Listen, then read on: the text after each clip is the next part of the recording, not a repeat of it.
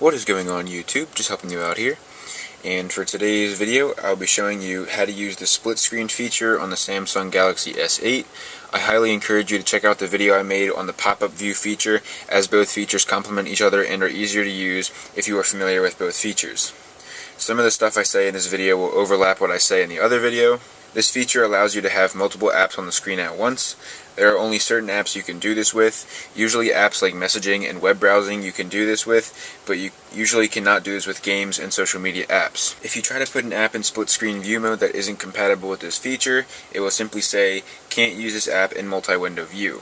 Now what you want to do is you want to open the app that you want to put into split screen view, pull up the navigation bar, and click the recent apps button. And then you see you have three options right here. You want to click the middle one. And now you can see the app is taking up half the screen. Now another way you can do this is take that same app, pull up, click the recent apps button, and you hold it down, drag it to the top where it says drag here for split screen view. You drag it over that, it'll expand that blue rectangle and then let go. And now you see we have the same thing as the last time. And you can adjust it to how big or small you want it by dragging the bottom edge. If you go all the way up, it just stores the app in recent apps here and closes your split screen view. And if you pull all the way down, it goes into full screen view. But there is a little middle range here where you can adjust it to make it bigger or smaller, depending on how much of the screen you want it to take up. Now if you click App List, it shows you a list of all the apps that you can have in split screen view, and your recent apps show up on top. Again, you can adjust which app you want to take up more of the screen, and you can go all the way down and all the way up again. If you click the middle, you get a little menu here, a 5-option menu. The leftmost button adds a shortcut for the app pair you have in split screen mode. So now on my home screen, here you can see we have the 2 app shortcuts. So if I click that, it'll automatically go to those 2 apps in split screen mode. So if you use the split screen feature a lot, you can just click the shortcut and those 2 apps will come up together. Now the next button over is for docking. So you click the app that you would like to dock. This blue bar signifies which app you are highlighted on. So if I click up here, you see it stays here. If I click down, then it moves down to the next app below. So like I said, now I have this app. So if I click that, it'll go to this app. And if I click up here and then do it, it'll be for the top app. And now you can choose how much of the app you want to dock. And once you're satisfied, you just hit done, and then it docks at the top of the screen. This is just so if you get out of the multi-window, the docked app stays at the top minimized.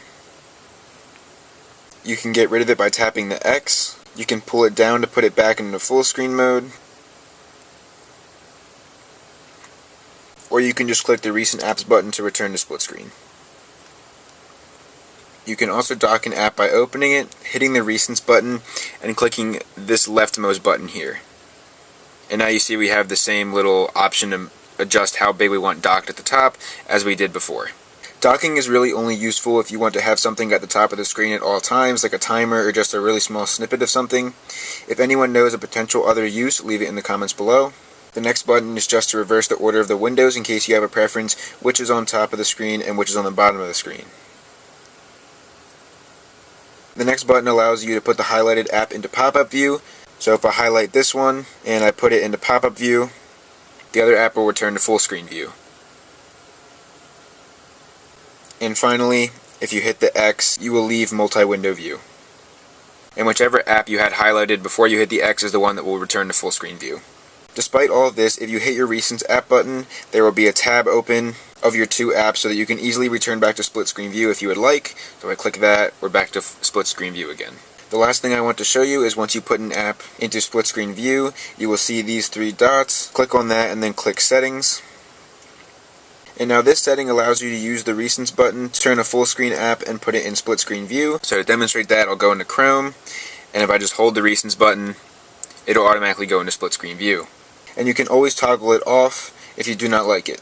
So this feature is really useful if you are trying to multitask between two or more things. For example, if you are reading an article online and trying to text people, instead of constantly switching between the two apps, you can have both apps on the screen at the same time.